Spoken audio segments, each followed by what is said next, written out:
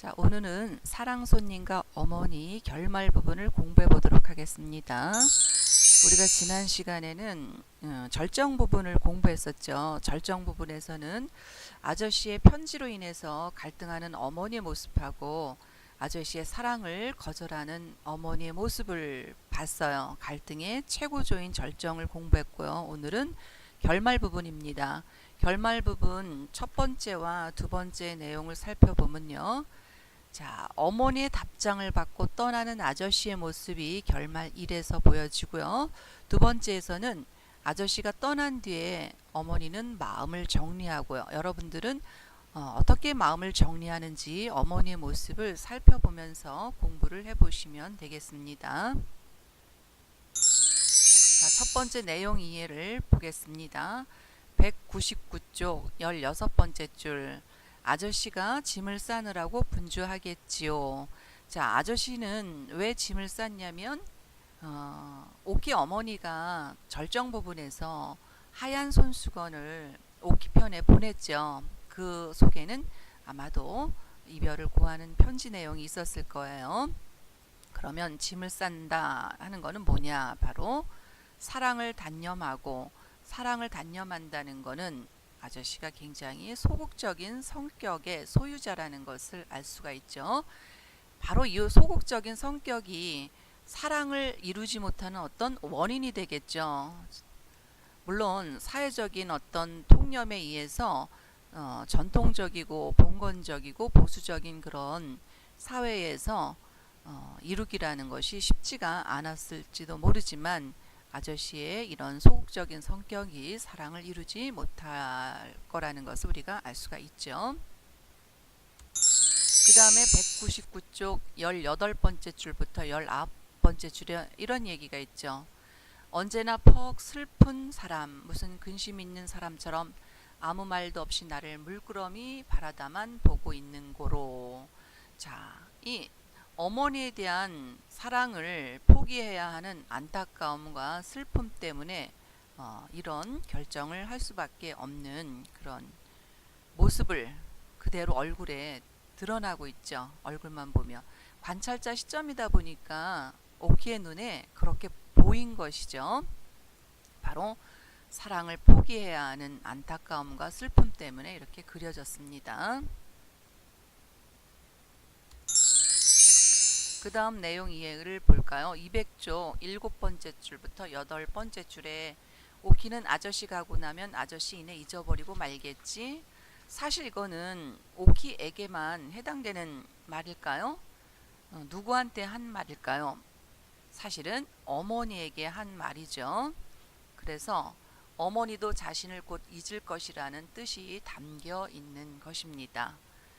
바로 아저씨의 어머니에 대한 아쉬움과 쓸쓸함이 요 대사에 나와 있죠. 여러분들은 교과서 페이지를 잘 찾아가면서 표시를 해 주시기 바랍니다. 그 다음에 200쪽 21번째 줄 보세요. 난 아저씨 가는 거 나쁘다 하고 이야기하는 거. 여기서는 바로 오키의 천진난만한 아이의 직접적인 표현. 자, 우리 직접적인 표현이 되는 것 어떻게 찾으면 되냐면, 자, 이 뒤에 있는 걸 우리가 2학년 때 배웠죠. 서술어죠. 어떤 주체의 행동이나 아니면은 그 상태를 풀이해주는 말이 서술어예요. 자, 나쁘다. 나는 나쁘다라고 얘기했어요. 이렇게 직접적인 말을 이야기하는 것이 직접적인 표현이 되는데요. 어머니와 아저씨는요, 직접적인 표현을 하지 않고 얼굴 표정에서 이렇게 자신의 속마음이 얼굴로 드러나죠. 바로 간접적인 표현 방법을 사용해서 오키와 또 어머니와 아저씨는 감정 표현이 이렇게 상반되게 표현된다는 걸 알 수 있습니다. 그 다음에 201쪽 13번째 줄 보세요. 오키 어머니가 오키야 우리 뒷동산에 바람이나 쐬러 올라갈까 이렇게 이야기하는데, 뒷동산에서는 뭐가 내려다 보이냐면 정거장이 보이죠. 기차가 지나가는 정거장. 그래서 아저씨가 떠나는 모습을 보기 위함에 뒷동산에 가자고 했어요.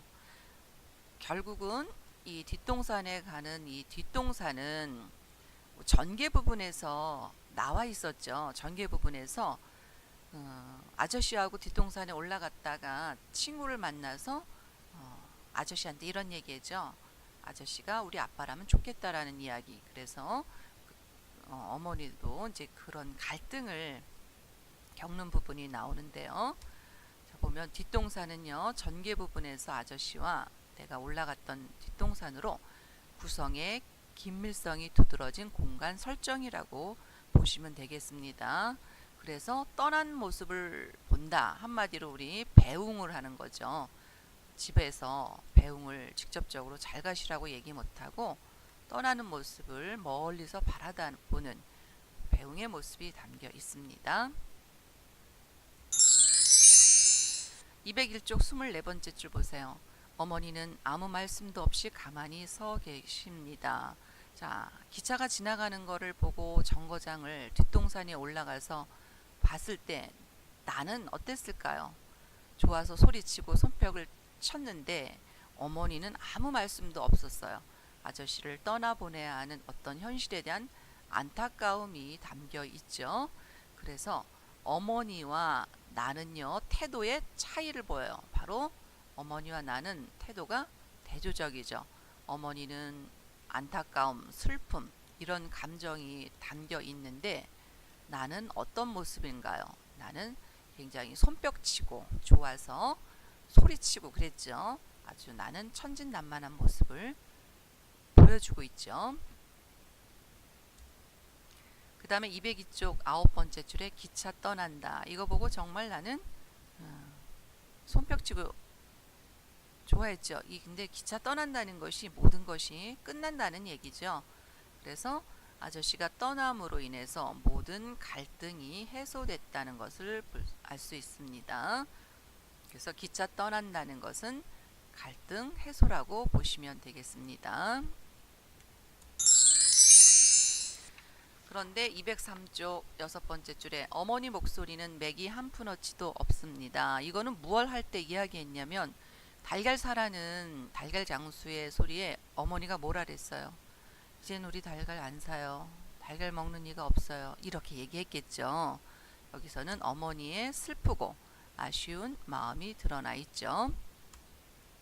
그 다음 203쪽 14번째 줄부터 15번째 줄 어머니 얼굴을 봤더니 이것도 관찰자인 나의 눈에 비춰진 모습이죠.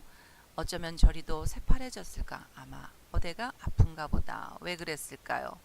사랑하는 사람을 떠나는 그런 아쉬움, 서글픔, 괴로움 이런 것들이 드러나서 어머니 얼굴은 새파래졌습니다. 바로 나는 어머니 얼굴을 보고 아픈가 보다라고 추측을 하는 거죠. 그 다음에 203쪽 12번째 줄부터 15번째 줄 보세요. 예, 우리 엄마가 거짓불이 썩 자라누나. 내가 달걀 좋아하는 줄 알면서도 먹을 사람이 없대 누나. 때를 쓰고 싶다만 저 우리 엄마 얼굴 좀 봐라. 어쩌면 저리도 새파래졌을까. 어디가 아픈가 보다. 사실은 어머니의 마음을 나는 이해하지 못하죠. 나의 관찰자 시점으로 인해서. 특히 관찰자가 어리죠. 어린 시점으로 인해서 이런 것을 알 수가 있죠. 재미가 어머니의 마음을 이해하지 못하는, 그래서 거기서 얻어지는 재미가 느껴지는 부분이라고 볼 수가 있습니다. 이 거짓불이라는 건 사실은 거짓말의 속된 말이에요. 그래서 여러분들은 거짓말이라고 이야기하지 거짓불이라고 얘기하면 안 되겠죠. 자, 그 다음 보겠습니다. 자, 202쪽 14번째 줄에 풍금 뚜껑을 닫으십니다. 마음을 정리하는 행동이에요. 남편이 죽은 후에 삶의 의욕이 사라졌을 때 뚜껑을 닫은 것처럼 이제 사랑이 떠나자 다시 어머니는 뚜껑을 닫아서 자기의 사랑을 이제 끝내겠다는, 그래서 마음을 정리하겠다는 표현이 되겠죠. 그 다음에 203쪽 첫 번째 줄에 오기야 이것 내다버려라. 여기서 이것은 무엇을 이야기할까요? 이것, 바로 꽃을 말린 거죠. 성경 책갈피 속에 넣었던 꽃이 되겠습니다. 아저씨에 대한 감정을 정리한다고 볼 수 있겠죠. 그 다음에 이제 세 번째 감정을 정리하는 거. 이제 우리 달걀 안 사요. 여러분들은 어머니가 어느 부분에서 마음을 정리하는지 살펴보시기 바랍니다. 풍금 뚜껑을 닫으십니다. 오기야, 오기야, 이것 내다 버려라. 이제 우리 달걀 안 사요. 이 부분이 되겠습니다. 그 다음에 아저씨와 어머니의 선물이 어떤 의미를 가지고 있나요? 아저씨의 선물은 인형이고요. 이것은 바로 어머니의 대리자인 오키에게 준 이별의 선물이 되겠습니다. 어머니에게 줄 수가 없으니까 아저씨는 오키에게 인형을 줌으로써 이제 이별을 이야기하는 것이고요. 그 다음에 어머니는 사실은 마지막으로 달걀을 정성스럽게 보내죠. 그래서 이제 사랑과 정성을 표현한 선물이 되겠습니다. 서술자를 어린아이로 설정하는 효과는 뭘까요? 꾸밈이나 과장이 없기 때문에 통속적인 사랑을 순수하고 아름답게 표현했다고 볼 수가 있습니다. 어린아이의 눈으로 보았을 때는 통속적인 사랑이 순수하게 아름답게 승화가 됐다는 거. 또 하나는 뭘까요? 어린아이의 이해와 해석에 한계가 있죠. 그래서 어른들은 바로 요거 추리와 상상을 통해서 어머니와 아저씨의 심리를 파악을 해야 되죠. 그래서 어린아이로 이렇게 추리와 상상을 하라고 설정을 했습니다. 그 다음에 오키의 엉뚱한 해석이 독자들에게는 뭘까요? 웃음을 유발하게 되겠죠. 그래서 이제 어린아이를 서술자로 설정했을 때 통속적인 사랑을 순수하게 승화를 하고요. 우리 독자들은 추리와 상상을 통해서 작품을 해석을 해야 되고요. 또 아이의 엉뚱한 발언이 웃음을 유발한다는 거, 이런 효과를 가지고 있다는 거. 오늘 영상 강의는 여기까지입니다. 고생하셨습니다.